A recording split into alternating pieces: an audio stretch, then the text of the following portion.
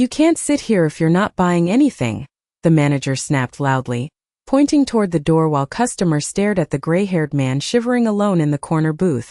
Sir, please, Naomi Brooks interrupted, clutching a wrinkled $10 bill in her hand. Put his meal on mine. The entire diner went quiet because everyone inside knew that $10 was all the waitress had left. The old jukebox near the bathrooms hummed softly while forks stopped halfway to mouths and neon reflections trembled against the rain-streaked windows of Rosie's Diner on West Madison Street. Naomi stood frozen beside the register in her faded red apron, one hand still wrapped around the tiny paper envelope holding the cash she had planned to use for her mother's heart medication before sunrise. Her manager, Rick Dalton, let out a dry laugh. Naomi, you serious right now? That guy's been sitting there for 40 minutes nursing free water. The man in the booth lowered his eyes but said nothing. His dark wool coat was soaked from melted snow, one sleeve slightly torn near the wrist. He looked exhausted, not drunk, not dangerous, just hollow somehow, like someone who hadn't slept in days. Naomi glanced toward him again and noticed his hands trembling from the cold. Just give him the soup and coffee, she whispered. And the grilled cheese. Rick stared at her like she had lost her mind. You're using your own money? Naomi swallowed once. Yeah. A customer near the counter muttered. Girls too kind for this city. Another shook his head. That's Chicago for you. People take advantage. Naomi ignored them. She slid the crumpled bills onto the counter and forced a small smile even though her stomach tightened knowing her mother would probably split pills again tomorrow to make them last longer.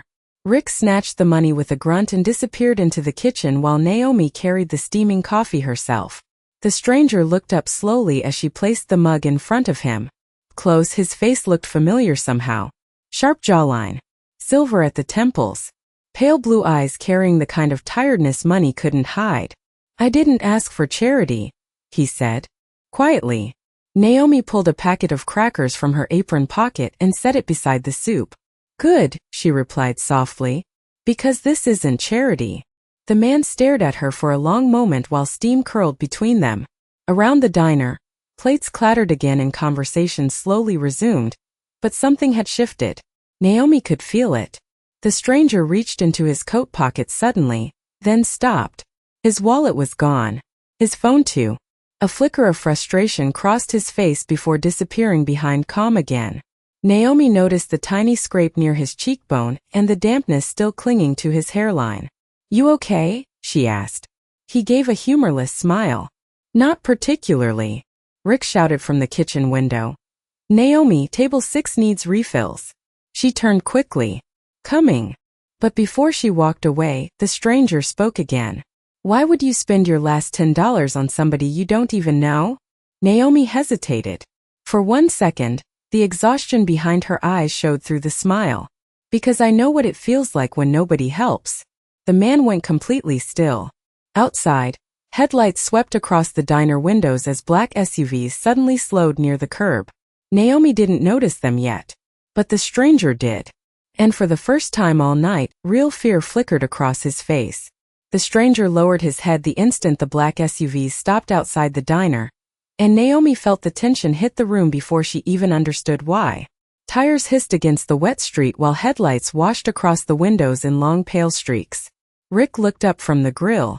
What now? He muttered. The bell above the diner door rang sharply as 2 men in dark coats stepped inside, scanning the room with quick, anxious eyes. Every conversation died again. One of the men spotted the stranger immediately. Mr. Sinclair. Relief crashed across his face so fast it almost looked painful. Naomi blinked. The name hit the diner like broken glass. A woman near booth 3 gasped loudly. Edward Sinclair? Somebody whispered. Rick nearly dropped a plate. Naomi turned slowly toward the man she had just fed with her last $10. He looked nothing like the polished billionaire from magazine covers hanging beside grocery store checkout lines. There was no custom suit now. No cameras. No confident smile. Just tired eyes and rain-soaked sleeves. Edward Sinclair rose carefully from the booth while the taller man approached him. Sir, everybody has been looking for you. Edward did not answer right away. His eyes stayed on Naomi. I am fine, Daniel. Fine, the other man said under his breath. The board is panicking. Your daughter has been calling non-stop. Reporters are outside the hotel. We thought. He stopped himself. Edward glanced toward the diner windows where flashes of distant cameras already flickered through the snow. Naomi stepped back instinctively, suddenly aware of the coffee stains on her apron and the cheap sneakers on her feet. Rick straightened his posture so fast it looked painful. "Mr. Sinclair, sir, if we had known—" Edward interrupted quietly. "You did not." The silence that followed felt heavy enough to crack the neon lights overhead. Naomi lowered her eyes, embarrassed now by how she had spoken to him earlier, how casually she had slid crackers across the table like he was any lonely stranger trying to stay warm. But Edward did not look embarrassed. If anything, he looked ashamed. Daniel handed him a clean wool coat. "The car is ready." Edward took it slowly, then reached into the inside pocket. Naomi immediately shook her head before he could even speak. "No," Edward paused. "You do not even know what I was going to say." "Yes, I do." Her voice stayed gentle but firm. "Please do not turn tonight into some rich guy guilt story." Rick stared at her in horror. "Naomi," he hissed under his breath. But Edward surprised everyone. He smiled for the first time all evening. "Small. Real. Tired. You think very little of billionaires." Naomi folded her arms. "Most people who have everything stop seeing people who have nothing." The room fell quiet again. Edward looked at her for several seconds like nobody had spoken honestly to him in years. Then his gaze drifted toward the paper receipt still sitting beside the empty soup bowl. "Paid by Naomi Brooks." He picked it up carefully. "1 hour ago," he said softly, "you were the only person in Chicago who treated me like a human being instead of a headline." Naomi swallowed but said nothing. Outside, camera flashes grew brighter. Sirens echoed somewhere down the block. Daniel leaned closer. "We really need to leave." Edward nodded once, then reached into his pocket again and removed a silver business card.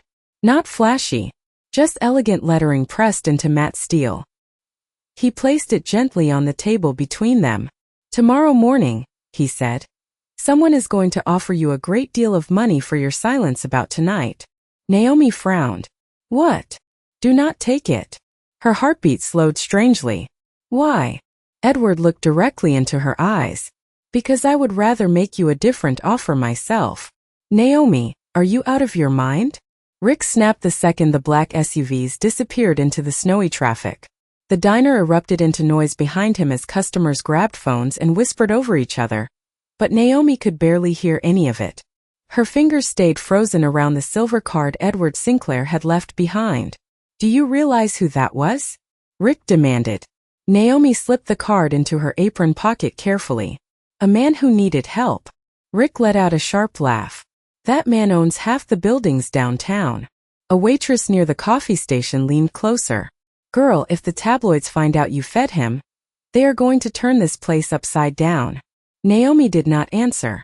Her chest still felt strange from the way Edward had looked at her before leaving. Not like a billionaire speaking to a waitress. More like someone standing at the edge of something he could not climb back from alone. The rest of the shift passed in a blur of rattling dishes and non-stop gossip. By midnight, somebody had already posted blurry photos online. Naomi caught glimpses of headlines on customers' phones while refilling coffee. "Missing billionaire found in West Side Diner." Edward Sinclair spotted after disappearing for 2 days. One customer even pointed toward her from across the room. "That is her," the woman whispered loudly. "The waitress." Naomi lowered her head and kept wiping tables. She hated attention, especially this kind. At 1:15 in the morning, she finally stepped out into the alley behind the diner with her thin winter coat wrapped tightly around her shoulders. The cold Chicago air hit her lungs sharply. Snow crunched beneath her sneakers as she sat on an overturned milk crate beside the dumpsters and pulled out her phone. 3 missed calls from the pharmacy. 2 from her landlord. 1 voicemail from St. Mary Medical Center reminding her that her mother's prescription refill was overdue. Naomi closed her eyes briefly. The $10 were gone now. Her next paycheck was still 4 days away. She leaned her head back against the brick wall and exhaled slowly into the freezing air. Then her phone buzzed again. Unknown number. Naomi almost ignored it. Almost. "Hello." A smooth professional voice answered immediately. "Miss Brooks, my name is Daniel Reeves. I work for Mr. Sinclair. Naomi straightened. How did you get this number? Mr. Sinclair asked me to contact you personally. She stood up from the milk crate instinctively. Snowflakes drifted through the yellow alley light around her. Look, she said quickly. If this is about paying me back, I already said no. This is not about repayment. Daniel paused. Mr. Sinclair would like to see you tomorrow morning. Naomi frowned. Why? He did not explain. Then tell him no. Silence lingered for half a second. Miss Brooks, Daniel said more gently now. Mr. Sinclair has not spoken to anyone in nearly 48 hours. Tonight was the first full conversation he has had since he disappeared. Naomi looked down at the snow gathering around her worn shoes. That is not my problem. Perhaps not. But before he left the diner, he instructed our entire legal department to delay a merger worth $800 million because he said he had finally met someone honest. Naomi almost laughed at the absurdity of that sentence. $800 million. Her entire apartment building probably was not worth 1% of that. People like him do not notice people like me, she said quietly. Daniel answered immediately. Miss Brooks, with respect, he already has. The call ended moments later, leaving Naomi alone again beneath the humming alley light. Across the street, televisions flickered inside a pawn shop window. Edward Sinclair's face filled every screen. Billionaire. Investor. Genius. Missing executive. But Naomi could not stop thinking about the exhausted man sitting alone in booth 7 holding a cup of cheap diner coffee with shaking hands. Naomi nearly dropped the tray when 6 black luxury SUVs rolled up outside Rosie's diner at 8:30 the next morning. Customers rushed toward the windows instantly, whispering and pulling out phones while Rick straightened his tie for the 3rd time in 1 minute. Oh my God, the younger waitress breathed. He actually came back. Naomi froze beside the coffee machine as the diner doors opened and Edward Sinclair stepped inside wearing a charcoal overcoat and dark gloves. His silver hair perfectly combed now, every inch of him looking like the billionaire the news channels worshipped. Behind him stood lawyers, assistants, security guards, and a woman holding a tablet against her chest like it contained nuclear codes. The entire diner changed in seconds. Customers smiled wider. Rick practically jogged forward. Mr. Sinclair, sir, welcome back. Breakfast is on the house. Edward barely acknowledged him. His eyes scanned the room once and landed directly on Naomi. Something softened in his expression immediately. Did you eat today? He asked quietly. The question hit her harder than it should have. Naomi blinked in confusion while everyone else stared. Of all the things a billionaire could ask, that was what he chose. I am working, she answered carefully. Edward nodded once like he understood something deeper than the words themselves. Rick pulled out a chair quickly. Sir, please sit anywhere you like. But Edward remained standing. Actually, he said calmly, I came here for Miss Brooks. Every head in the diner turned toward Naomi at once. Her stomach tightened instantly. Rick forced a nervous laugh. Naomi? Of course. She is one of our best workers. Naomi almost choked hearing that. Yesterday Rick had threatened to cut her shifts for being 5 minutes late. Edward glanced around slowly at the cracked vinyl booths, the flickering menu board, the coffee stains permanently darkening the counter edges. Then his eyes returned to Naomi's worn sneakers and thin coat hanging near the kitchen door. How long have you worked here? He asked. Almost 4 years. And how many days have you missed? Naomi frowned slightly. 3. Rick jumped in proudly. She works doubles most weeks. Never complains. Naomi looked at him in disbelief. Edward noticed. His gaze sharpened almost invisibly. Interesting, he murmured. The woman with the tablet stepped forward. Mr. Sinclair's schedule is extremely limited today. Edward ignored her completely. Naomi, he said gently, would you sit with me for 5 minutes? The entire diner went silent again. Naomi hesitated. Every instinct told her rich men never did anything without a reason, especially powerful ones. But something in Edward's voice sounded less like authority and more like exhaustion. Slowly, she removed her apron and sat across from him in booth 7, the same booth where he had sat alone the night before. Camera flashes exploded outside the windows immediately. Naomi flinched. Edward noticed again. Daniel, he said without looking away from her. Have security clear the sidewalk. Yes, sir. Within seconds the security team moved outside. Naomi stared at him carefully now. Why are you doing this? Edward rested his hands quietly on the table. Because last night you treated me like my life still had value when I did not believe it did. Naomi looked down at the coffee rings staining the table between them. People online are saying you disappeared because of some business scandal. Edward gave a faint smile without humor. People online say many things. Are they wrong? For the first time the billionaire looked tired again. Truly tired. Not physically. Soul tired. He leaned back slightly while the morning sunlight caught the silver in his hair. Naomi, he said softly, do you know what the loneliest part of having money is? She shook her head. Edward's eyes drifted toward the diner windows where reporters still waited across the street. Realizing most people stop seeing you as human long before you stop breathing. Naomi swallowed quietly. Something about the way he said it made the noisy diner suddenly feel very small. Naomi almost stood up and walked away when Edward Sinclair slid a thin cream-colored folder across the diner table toward her. The gold-embossed seal on the front alone probably cost more than her monthly rent. Around them, customers pretended not to stare while waitresses whispered behind coffee pots, and reporters crowded farther across the street like wolves waiting for movement. Naomi did not touch the folder. What is this? She asked cautiously. Edward rested his hands quietly together. An offer. Naomi let out a soft breath through her nose. There it is. A flicker of disappointment crossed his face. You expected that word. People like you always have one. Daniel shifted uneasily nearby, but Edward lifted one finger slightly, stopping him from interrupting. Open it, Edward said. Naomi hesitated before finally pulling the folder toward her. Her eyes widened instantly. Full medical coverage for her mother at St. Mary Medical Center. Outstanding rent balances cleared. Debt assistance. A salary number so large Naomi genuinely thought there had been a printing mistake. She looked up immediately. This is not real. It is. Why? Edward's voice stayed calm. Because I am asking you to come work for the Sinclair Foundation. Naomi blinked. Work for you? With me? She almost laughed from disbelief. I serve pancakes in a diner. No, Edward corrected softly. You protected a stranger when everybody else looked away. The room seemed quieter suddenly. Naomi looked back down at the papers. One line near the bottom caught her breath completely. Director of Community Outreach. Salary. $300,000 annually. Her fingers tightened against the edge of the folder. This is insane. Perhaps. Edward leaned forward slightly. But last night I sat alone in freezing weather while thousands of people across this city recognized my face and chose not to stop. You did. Naomi shook her head slowly. You do not know me.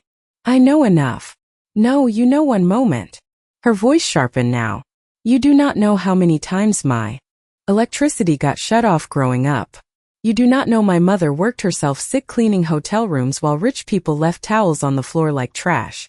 You do not know what it feels like standing in line choosing between medicine and groceries. Edward listened without interrupting once.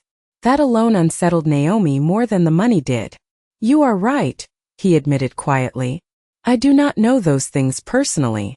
His eyes drifted toward the diner window where snow continued falling beyond the glass. But I know what it looks like when someone carries pain without letting it turn them cruel. Naomi stared at him. No billionaire should have known how to say something like that. Rick suddenly appeared beside the table carrying fresh coffee no one had asked for. Mr. Sinclair, if there is anything I can do. Edward glanced up calmly. Actually, there is. Rick straightened instantly. Of course, sir. Edward pointed toward Naomi's nearly empty coffee mug. You can stop scheduling her for 16-hour shifts. Rick's smile twitched. Naomi nearly choked trying not to react. Edward returned his attention to her. You should not have to destroy yourself just to survive. Naomi lowered her eyes to the contract again. Her mother's face flashed through her mind. The overdue pharmacy calls. The landlord notices. The leaking apartment ceiling. $300,000 could change everything overnight. But something still felt dangerous about it. Not physically. Emotionally. like stepping into a world built for people who forgot where they came from. Why me? She whispered finally. Edward took longer to answer this time. When he spoke, his voice sounded quieter than before. Because last night, he said slowly, I was standing closer to giving up on my life than anyone realizes. Naomi's eyes lifted sharply toward him. Edward held her gaze without blinking. And somehow, he said, a waitress with $10 reminded me I was still worth saving. Naomi stared at Edward Sinclair across the diner table like she no longer knew what kind of conversation this had become. Outside the windows, reporters still crowded the sidewalk with cameras raised beneath. Drifting snow, but inside booth 7 everything felt strangely quiet now. You are talking like somebody who survived a car crash, she said carefully. Edward gave a faint smile without warmth. Some crashes happen long before the ambulance comes. Naomi lowered her eyes to the contract again, but the numbers no longer looked exciting. They looked heavy, dangerous in a different way. People do not disappear for 48 hours because they are tired, she said softly. Edward leaned back slowly against the booth. For the first time since walking into the diner that morning, the billionaire looked his age. 52. Exhausted. Human. 3 weeks ago, he said quietly, my company discovered someone inside my executive team had been moving foundation money through shell accounts. Naomi frowned. Stealing.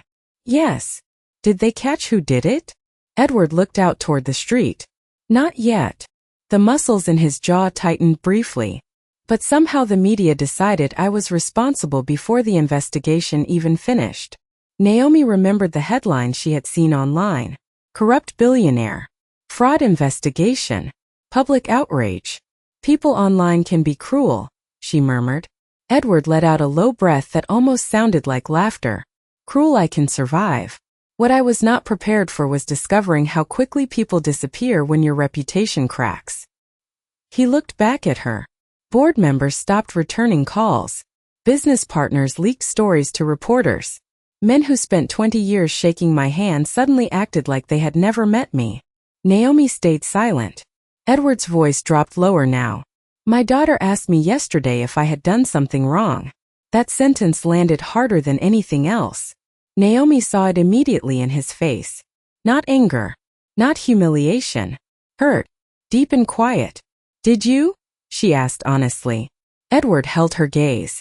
No, something about the way he answered made her believe him instantly. The billionaire reached into his coat pocket and slowly removed a folded photograph worn soft around the edges. He slid it across the table toward her. Naomi picked it up carefully. A younger Edward stood beside a smiling woman wearing a diner uniform almost identical to Naomi's own apron. Her hair was tied back beneath a paper hat, and one hand rested against Edward's chest while both laughed at something outside the camera frame. Her name was Claire, Edward said softly. Naomi looked closer at the photo. The woman's smile felt warm enough to light the whole diner. Your wife? Edward nodded once. She worked nights at a roadside diner outside Milwaukee when we met.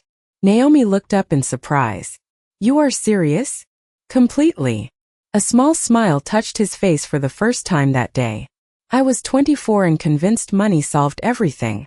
Claire spent 6 months proving I was wrong. Naomi studied the photograph again. Suddenly something made sense. The way Edward watched people. The way he noticed exhaustion in others so quickly. What happened to her? She asked gently. Edward's eyes lowered to the table. For several seconds he said nothing at all. Even the sounds of plates and coffee machines around them seemed to fade. Cancer, he answered quietly. Naomi's chest tightened instantly. Edward swallowed once before continuing.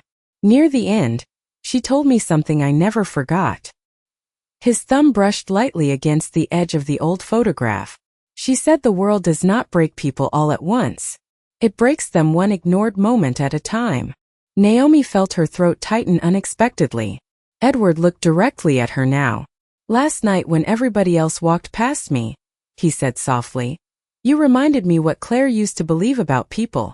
Naomi looked down quickly. Suddenly overwhelmed by emotions she did not know what to do with. Edward leaned forward slightly. I am not offering you this job because I pity you, Naomi. His voice stayed calm and steady. I am offering it because after losing almost everything important in my life, I finally recognize someone who still remembers how to care before being asked.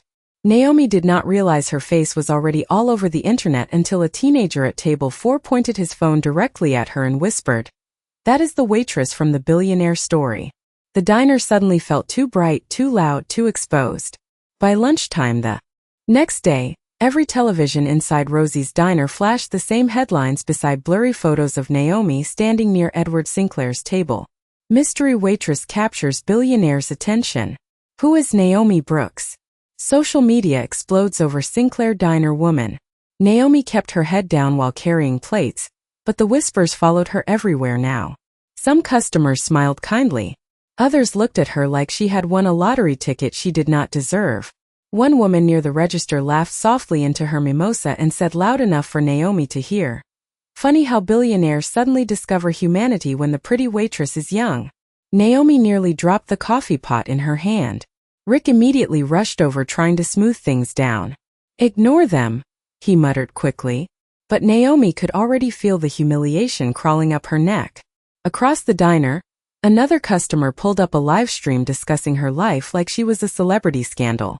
"Sources say she grew up poor on the South Side," the host announced dramatically. "Now rumors suggest Edward Sinclair may be planning something major involving the waitress." Naomi walked straight into the kitchen after hearing that. Her chest tightened painfully while cooks shouted orders around her and steam clouded the air. She gripped the stainless steel prep table trying to steady herself. "You okay?" asked Maria, the older cook who had worked there almost 20 years. Naomi shook her head slowly. "I did not ask for any of this." Maria lowered the burner beneath a skillet and gave her a tired, sympathetic look.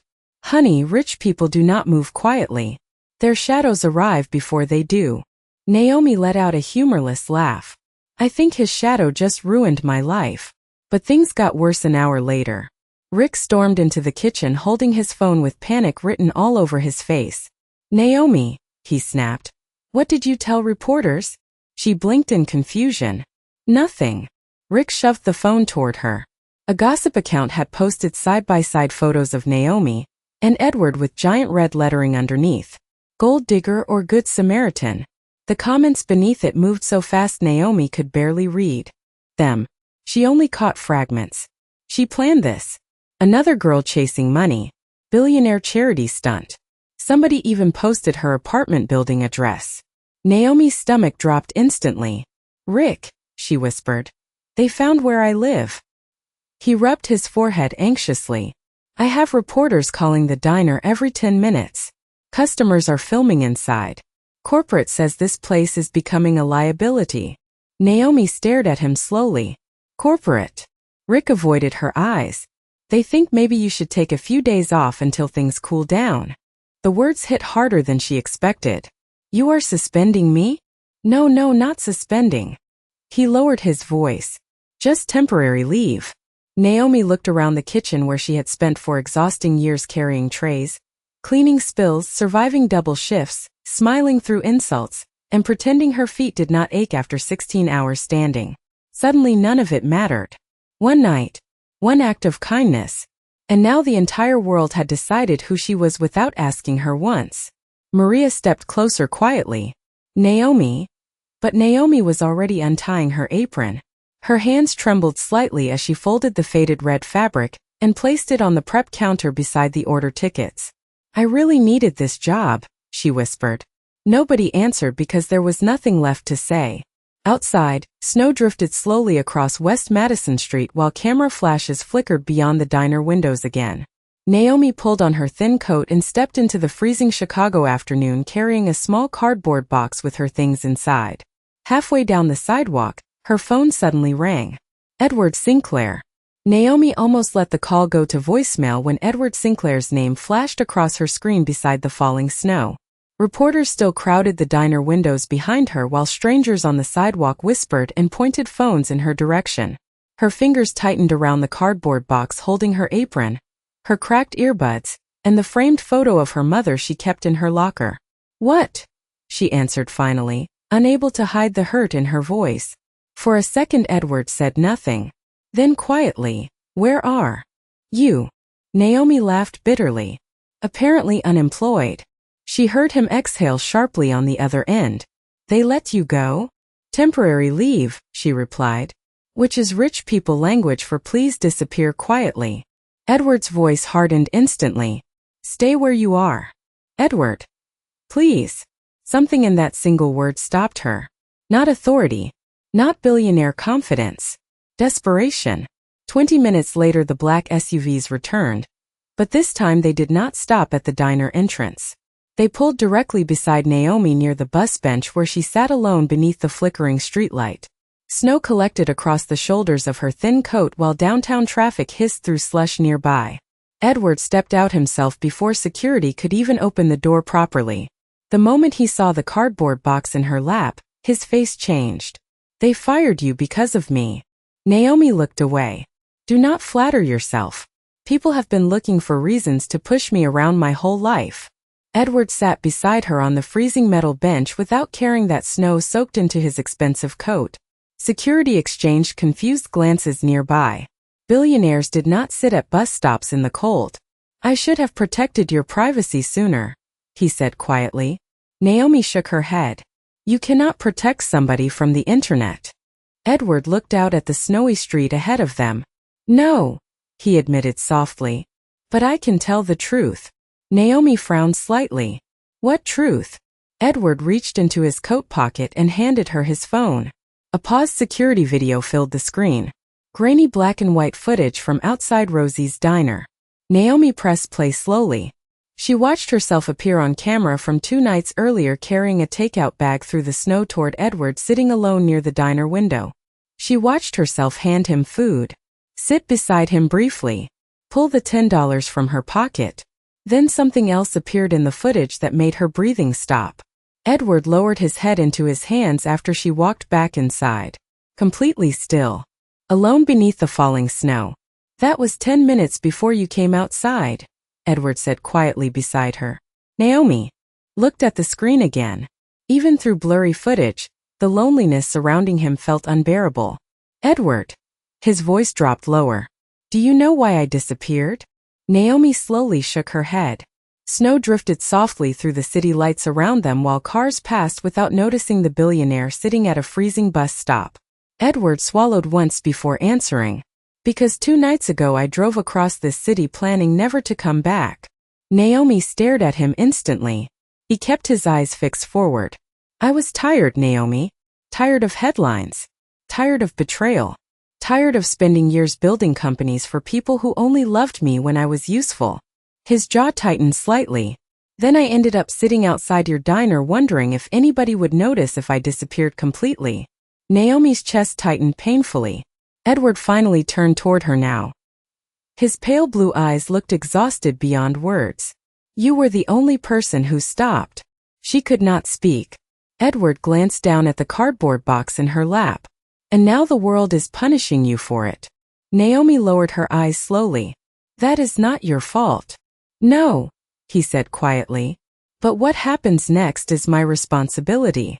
Before she could answer, dozens of phones suddenly lifted around them from across the street. Reporters had spotted Edward sitting beside her on the bus bench. Camera flashes exploded through the snow like lightning. Edward stood calmly. Then he held out his hand toward Naomi. Come with me, he said softly. And this time let me stand beside you too. The internet turned against itself less than 12 hours after Edward Sinclair released the security footage. Every major network replayed the grainy diner video on loop while commentators who mocked Naomi the day before suddenly called her the woman who restored a billionaire's faith in humanity. Naomi watched it happen from a quiet hospital room beside her mother's bed, while snow drifted softly beyond the St. Mary Medical Center windows. Her mother, Denise Brooks, sat propped against white pillows with tears shining in her tired eyes as television anchors repeated the same sentence again and again. The waitress used her last $10 to help a stranger during one of the lowest moments of his life. Naomi muted the television immediately. I hate hearing people talk about me like I am a news story. Denise reached for her daughter's hand gently. Baby, she whispered. Sometimes kindness embarrasses people because it reminds them who they stopped being. Naomi looked down quietly. The hospital room smelled faintly of antiseptic and warm coffee while machines hummed softly beside the bed. Everything still felt unreal. Edward Sinclair had already paid every overdue medical bill without announcing it publicly. The landlord suddenly stopped calling. Reporters no longer camped outside her apartment after Edward's legal team intervened. And yet Naomi still felt uneasy wearing the same old sneakers while billion-dollar headlines moved around her name. A soft knock sounded at the hospital door. Edward stepped inside carrying no cameras, no assistants, no security detail this time. Just a simple navy coat and exhaustion still lingering beneath his eyes. Denise smiled warmly. "So you are the man who made my daughter famous." Edward actually laughed quietly. "I think she did that herself." Naomi stood slowly near the window while Edward approached the hospital bed. "Mrs. Brooks," he said gently, "I wanted to apologize." Denise blinked. "For what?" Edward glanced briefly toward Naomi. "For the attention this caused her." Denise squeezed her daughter's hand softly. "Attention passes. Character stays." For a moment nobody spoke. Then Edward carefully placed a small glass frame on the bedside table beside Denise's flowers. Naomi frowned slightly and stepped closer. Inside the frame sat a wrinkled $10 bill. The exact one she had handed Rick at Rosie's diner that night. Her breath caught instantly. "How did you?" Edward smiled faintly. "You left before getting your change." Naomi stared at the bill behind the glass while memories of that freezing night flooded back all at once. The soup. The coffee. The trembling hands. The loneliness in Edward's eyes before she knew his name. Beneath the framed bill sat a small silver plaque engraved with simple words. The smallest. Kindness can restart a human soul. Naomi pressed her lips together hard, trying not to cry. Edward looked toward her carefully. The Sinclair Foundation Board approved the new outreach center this morning. Naomi lifted her eyes slowly. "You are really doing it?" "Yes." His voice stayed calm but certain now. "And if you still want the position, it is yours." Naomi looked down again at the framed $10. All week she had felt like the world was dragging her somewhere she did not belong. But standing there beside her mother's hospital bed, something shifted quietly inside her. Maybe helping people was not small just because poor people did it quietly. Maybe dignity mattered. Maybe kindness mattered. Even in a city that often forgot. Denise smiled softly, watching her daughter's face. "You already know your answer, baby." Naomi laughed through tears under her breath. Edward waited patiently without pressure. Without contracts this time. Without billionaire confidence trying to force the moment. Just a tired man standing in a hospital room hoping something good could still grow after difficult things. Naomi finally looked up at him fully. "One condition." Edward raised an eyebrow slightly. "Name it." She pointed gently toward the framed $10 bill. "That stays in the lobby." Edward smiled for real then. "Warm. Human. Deal." Outside the hospital window, the snowfall slowly began to stop while morning sunlight finally pushed through the gray Chicago sky for the first time in days.